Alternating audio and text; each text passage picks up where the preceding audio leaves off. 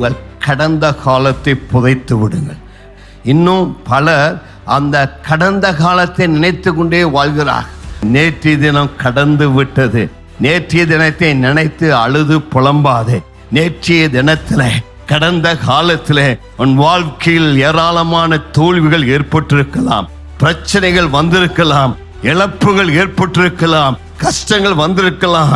ஆனா அதையே உட்கார்ந்து பேசிட்டு புலம்பிட்டு இருக்காத மகனே, அதையே நினைத்து பேசிட்டு இருக்காத மகளே, தேவன் உனக்கு ஒரு புதிய காட்சி செய்ய விரும்புகிறார். நேற்றைய தினத்தில் உட்கார்ந்து இருக்காத, நீ எழுந்திரு, உன் தூசியை உதறி தள்ளு.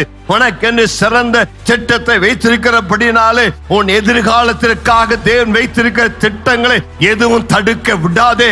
அதை தடுக்க சாத்தான் முயற்சிக்கலாம். உன்னுடைய உள்ளத்துல கடந்த காலத்தை நினைப்பூட்டலாம். கடந்த காலத்தில் இப்படி இருந்தாய், கடந்த காலத்தில் நீ தோற்று போனாய், கடந்த காலத்தில் இது உனக்கு நடக்கல, அதனால நீ இது நடக்க முடியாது, ஜெயிக்க முடியாது சொல்லுகிற தோல்வியின் மனப்பான்மை ஏற்றுக்கொள்ளாத, விசுவாசத்தோடு எழுந்து இன்றைக்கு உன் வாழ்விக்க தடைகளை தகர்த்து நான் முன் செல்வேன் என்று சொல்லி நீ செல்ல வேண்டும்.